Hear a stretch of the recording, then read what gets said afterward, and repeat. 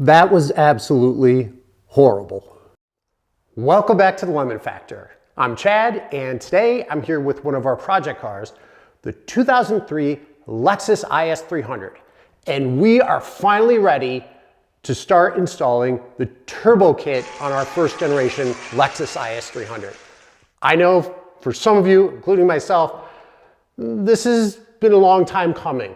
And the reason for it is I want to make sure the car was sorted out first.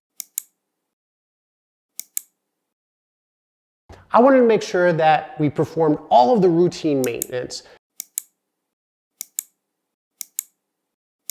This is a 20-plus-year-old car, so I want to make sure it's, relatively speaking, in tip-top shape before we do the install. So in today's video, I'm going to do just that. I am going to start the install of our CX Racing Turbo Kit.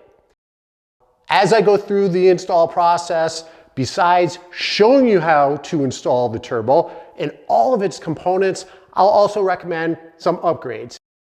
There are some components that I will not be using right off the get-go. I'm going to upgrade those and swap those out. And as I do that, I'll explain why, as well as show you some alternatives to using the parts that come with the CX Racing Turbo Kit.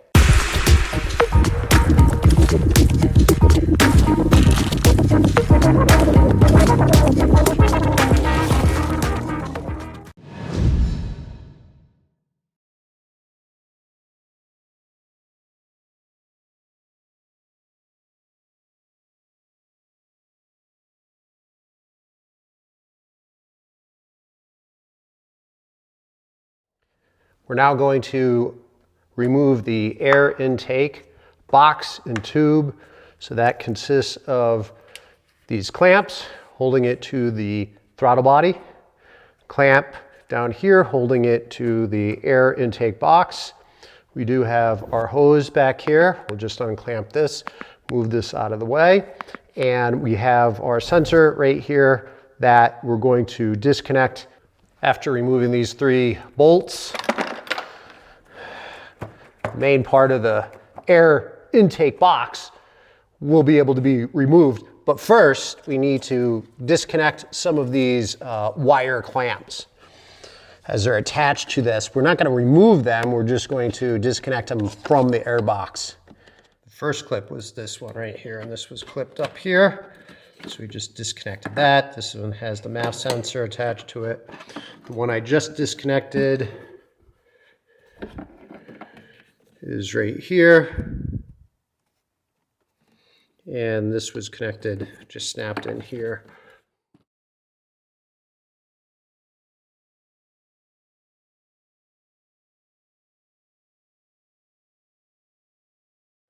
And as you notice, I'm going to put this aside, but I still have our sensor attached. I'm not going to take that off. I don't want anything happening to it. I'm going to leave it attached. When the time comes where we need to remove this and put this in the air intake track, so we're going to have part of the intercooler piping, the piping come up back to the throttle body, we'll be reusing this. So far so good. We now have access to our headers or exhaust manifold.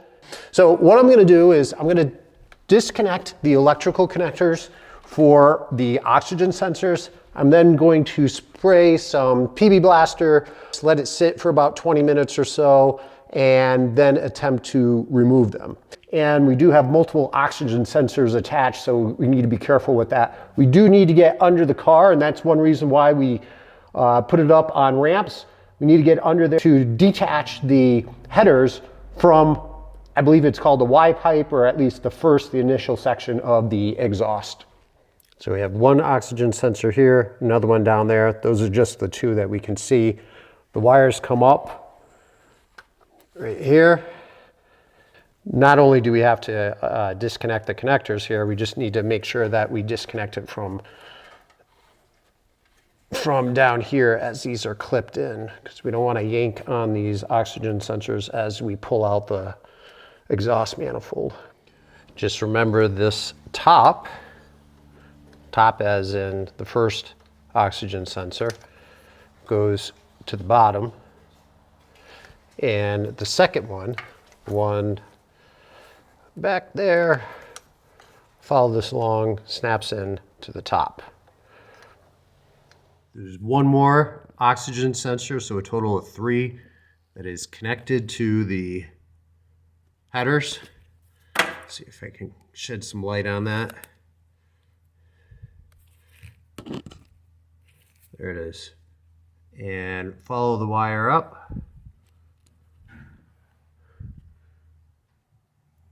And it is that connector right there.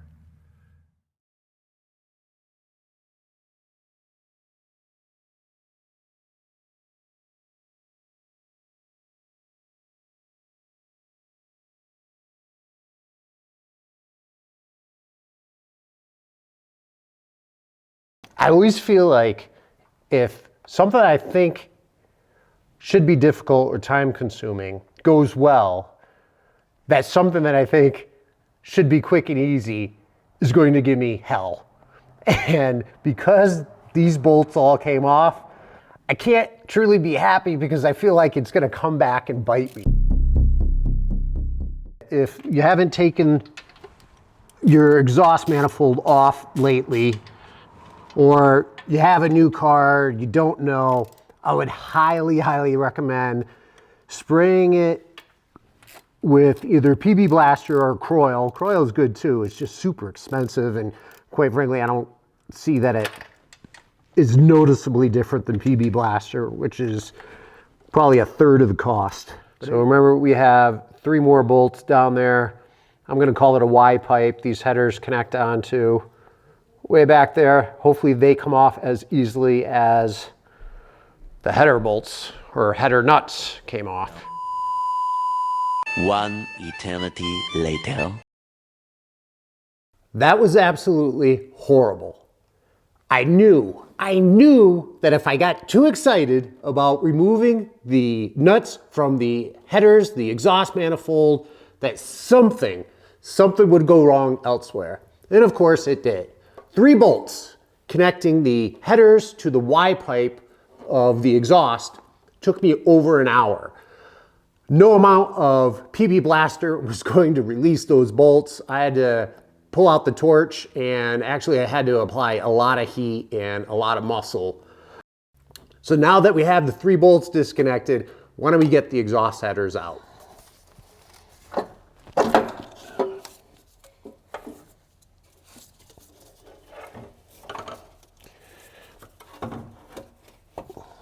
Removing the OEM header was not easy at all. This was horrible. And this weighs a ton. You really have to finagle the OEM header out in just the right way. Otherwise, there's multiple points. It gets hung up on multiple things. As you can see, we have 2 cats connected to the one-piece header, and we have a 3rd cat further downstream in the exhaust, and a 4th oxygen sensor back there too. That's in the Y pipe, that's still connected, that's hanging down, and I'll get to that, I'll show you that later. But our next step, we do have to remove the oxygen sensors. Make sure you label them. When I'm removing these, I'm gonna heat it up a little bit. Not the oxygen sensor, keep the heat away from the oxygen sensor. Just down here near the bung.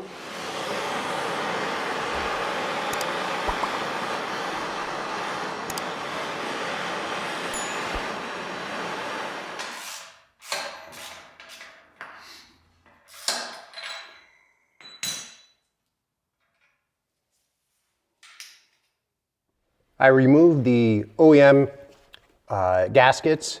They were disgusting. I did get some new OEM. I know with the CX Racing kit, they do come with replacement gaskets, but they look a little different, and I just feel more comfortable in using the OEM. I cleaned this up a little bit around the ports so that we have a better seal. This is a tight squeeze. There are some manifolds that probably are better than the CX Racing, but it would require you to relocate your ABS lines. Generally speaking, people put it over where the battery is and then relocate the battery probably to the trunk. I don't want to do that, at least not just yet. But I will tell you, with the CX Racing turbo manifold, in the future, I probably will change it out. even if it's a good piece, even if it lasts for a while, I like to see what the difference is in power. So we are going to dyno the car. We're going to see how much power the car puts out. And at some point in the future, I'd love to swap out some manifolds to see, what the difference is between a long tube manifold versus a log manifold, and then different brands. I'm removing the throttle body to make room for the turbo manifold. So this plate was down here, attaching it to the block. 4 screws. I detached this connector over here. The throttle cable around on this side. Disconnected this electrical. And down here, the coolant line. In the top, I have these 2 long bolts, as you can see, that go in here to here. I do have to back out that long bolt in the middle there, just so I can then lay this on the top. Now, I have it just mocked up. It's not installed. It's just attached by 3 nuts. I'm just taking a look at how much room we have here, which isn't a lot of room. I think it's going to be a little difficult to tighten up those nuts once the turbo is placed on top here. But it is super close to those ABS lines, especially when you put the turbo on top of that. So we'll have our air intake coming in through here. Not an ideal location, being so close to the exhaust manifold. On the back side, that hot side, does come pretty close to this hose. I think we can cut this or make this a little shorter. I'm not sure why it's as long as it is. Or we'll have to do something from a heat wrap perspective. And then we'll have our downpipe back here. But as you can see, the hot side of the turbo, man, that comes close to these lines back here. A lot closer than I would like. So I think we're going to need to do something about that. I think we're going to need to do something about all of the heat, meaning the exhaust manifold is going to put off a lot of heat. And there's a lot around here that I really don't want it melting, or worse, catching on fire.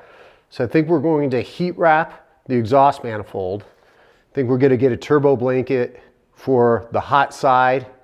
And then for these ABS lines, yes, it does clear the ABS lines, but I think we're going to have to protect them, as well as maybe that hose back there and anything else that's coming close to either the turbo or the exhaust manifold.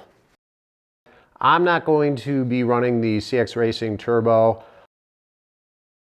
I have bigger plans. I've heard mixed reviews on the turbo seals failing on the CX Racing, and just in general issues with the turbo.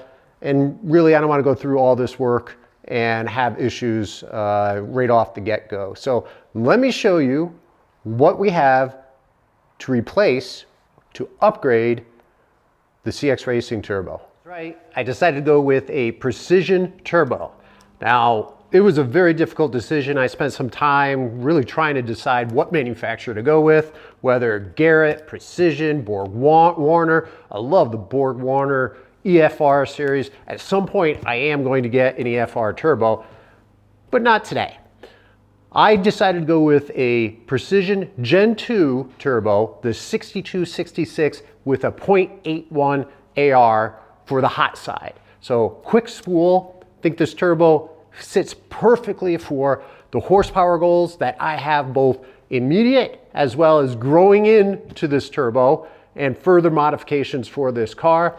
I'm also hoping that the combination of the wheel size and the fact that it's ball bearing will give really nice spool up. This is a street car for me, something that I want to be pretty responsive. And you know what? At the end of the day, if we want to go bigger or if we want to go smaller, I'm willing to upgrade the turbo later on.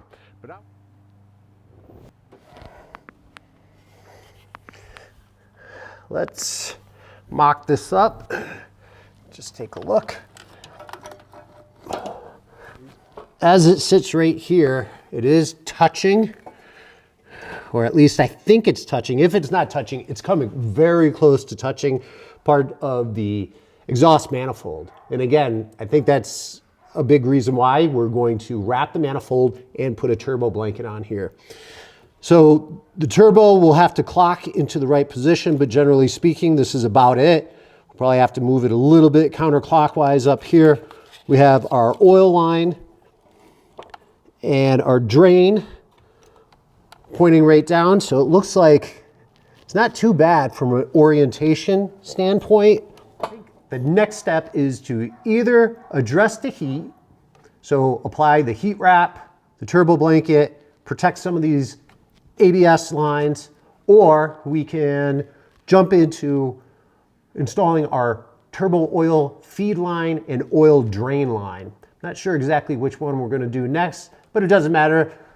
The following video, the other one will come. So with that said, this has been a lot of work. With that said, I think we're done for today. I want to thank you very much for joining, and until next time.